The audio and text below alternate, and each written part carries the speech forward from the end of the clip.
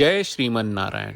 ए पर जे टिप्पणी हम करे जा रहल बा रामानुजदास श्रीमान गट्टू वेणुगोपाल स्वामी जी के द्वारा दिहल गयल बा। अध्याय 7 ज्ञान विज्ञान योग श्लोक 24। अव्यक्तम् व्यक्तिमापन्नं मन्यन्ते मामबुद्धयः परं भावम् अजानन्तो ममाव्ययम् अनुत्तमम्। ओम। गीताचार श्री कृष्ण परमात्मा अर्जुन समेत हमनी सबके ज्ञान विज्ञान योग सिखा रहल बानी। परमात्मा कहत बाड़न की अर्जुन अज्ञानी आ मूर्ख ई ना समझ पावेला कि हम परम शाश्वत आ परम जीव हई जेकर स्वभाव आनंद बा। ई अज्ञानी लोग के हवे? जैसन कि हम पहले कहले रही कि ई लोग संसारिक सुख के इच्छा राखे वाला उथले दिमाग वाला लोग है जे खाली तुच्छ सुख से दूसरा देवता के पूजा करेला। ई सब हमार पुरुषोत्तम तत्व आ हमार परम पारलौकिक व्यक्तित्व से अनजान बा। उ लोग हमार वर्चस्व आ सर्वव्यापिता के ना पहचानेला। हालांकि हे अर्जुन, रउआ पूछ सकनी कि हे कृष्ण, का रउआ अलग अलग रूप में ना आयल बानी ताकि सबके खातिर उपलब्ध होके? हाँ, हम सबके सहज पहुंच खातिर मानव रूप में उतरल बानी। हालांकि का रउआ जानत बानी कि हमरा के देख के उ लोग का सोचेले? उ लोग हमरा के अपना जैसन एगो औरी इंसान के रूप में देखेला, ई मान के कि हम कर्म के गुलाम हई आ उ लोग जैसन पैदा भइल बानी। लेकिन उ लोग ई ना समझ पावेला कि हम कर्म के अधीन नहीं खे, समय से बंधल नहीं खे आ हम श्रेष्ठ सर्वोच्च आ सर्वव्यापी बानी। हे अर्जुन, जे अज्ञानी आ कम बुद्धि के बा उ लोग हमरा के समझे आ पहचाने में असफल हो जाला जब हम ओ सबके नजदीक का सुलभ होके खातिर मानव रूप में आवत बानी। ई प्रकार परमात्मा श्री कृष्ण लोगन द्वारा उनकर पहचान न हो पावे पर आपन दुख व्यक्त कर रहे। श्री कृष्ण परमात्मा के पीड़ा के एहसास करत श्री कृष्ण परमात्मा हमनी सबके कितना उत्थान करे के कोशिश कर रहल बानी। ई पहचान के आ कहत कि हे श्री कृष्ण परमात्मा, भले ही रउआ मानव रूप में आई, लेकिन रउआ अभी भी श्रीमन नारायण बानी आ रउआ आपन वर्चस्व ना गवावत बानी आ लगातार श्री कृष्ण परमात्मा आ श्रीमन नारायण के दिव्य चरण के शरण में रह के कोशिश करत बानी। हमनी के उनके कहत शब्दन के पाठ करे की कोशिश करी जा।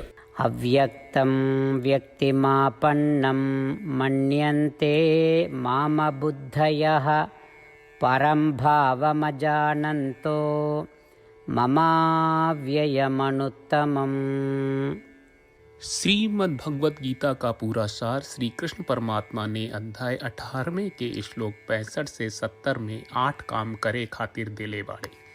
श्री कृष्ण कहले, हम ओ लोगन से प्रेम करनी जो लोग इन 8 बातन के मान तारे। हम ओ भक्तन के हर तरह से रक्षा करब। श्री कृष्ण परमात्मा के द्वारा बोलल गईल संपूर्ण भगवत गीता सुनला के बाद अर्जुन कहले, करिष्ये वचनम त्वा, जेके मतलब बा कृष्ण मैं उही करब जौन आप कही। यही कारण बा श्री कृष्ण अर्जुन के हर तरह के सफलता आ विजय प्रदान करेले। आई परमात्मा के आपन व्रत देई कि हमनी के ये 8 गौ कर्म के पालन करी जा। ई वचन परमात्मा के देवे से बड़न कौनो पूजा तपस्या यज्ञ नहीं। हम 8 प्रण कहब जौन हमनी के करे के चाहिए। आप सब कृपया इन्हन के आपन दिमाग और दिल में सोची। श्री कृष्ण के आपन वचन देवे के ई तरीका में हमनी सबकी कल्पना करे के चाहिए कि श्री कृष्ण का चेहरा खुशी से चमकत बा और खुशी के एहसास करत बा। जय श्रीमन नारायण। यहाँ हमनी के 8 वादा बा। हमनी के पहला वादा, हे श्रीमन नारायण, आपका निर्देश के मुताबिक हम हमेशा तोहार ध्यान करब और तोहार बारे में सोचब। हमनी के दूसर वादा, हे श्रीमन नारायण, आपका सलाह का अनुसार हम हमेशा आपका भक्त रहब। हमनी के तीसर वादा, हे श्रीमन नारायण, हम आपन सब काम तोहरा सेवा के रूप में और तोहरा संतुष्टि खातिर करब। हमनी के चौथा वादा, हे श्रीमन नारायण, जैस की आप माने के कहले रहलू, हमरा बहुत विश्वास बा कि हम आपके होई और हम हमेशा आपन दोनों हाथ जोड़ के आपके नमस्कार करब और आपकी पूजा करब। हमनी के पांचवा वादा, हे श्रीमन नारायण, हमरा के तोरा बात माम एकम शरणम ब्रज 1866 याद कहले, जहाँ आप हमरा के आपन का अर्पित करे का कहा। श्रीमन नारायण, मैं हमेशा तोहरे शरण में रहब। हमनी के छठवां वादा, हे श्रीमन नारायण, हमरा के तोहरा बात माँ सुचहा 1866 याद कहले कि आप हमनी के शोक ना करे का आश्वासन दे रहे बड़े, हम अब और शोक ना करब। हमनी के सातवां वादा, हे श्रीमन नारायण, आपने हमरा खातिर श्रीमद् भगवत गीता के वितरण करके हम सबके कृपा कहले और आशीर्वाद दहले बा। हम वादा करत बानी कि रोजाना कम से कम एक श्लोक पढ़ब या सुनब। हमनी के आठवां वादा, हे श्रीमन नारायण, आप गीता के पूरा मानवता तक ले गयलू। हम गीता में आपके दिव्य वचन के उन भक्तन तक पहुँचावे के प्रयास करब जे गीता से अपरिचित बा। हे श्रीमन नारायण, हम उई करब जौन तू करे का कहब। हम ऐसन व्यवहार करब जैसन आप चाहत बानी और हम खाली आपका खातिर काम करब। श्रीमन नारायण के रोज आपन वचन देहल कि हम ओइस करब जैस आप कहत बानी, ई अपने आप में बड़न पूजा बा। श्रीमन नारायण, करशे वचनम त्वा। श्रीमन नारायण, हम तोरे निर्देश के मुताबिक काम करब। सर्वम श्री कृष्ण अर्पणम अस्तु। जय श्रीमन नारायण। अव्यक्तं व्यक्तिमापन्नं मन्यन्ते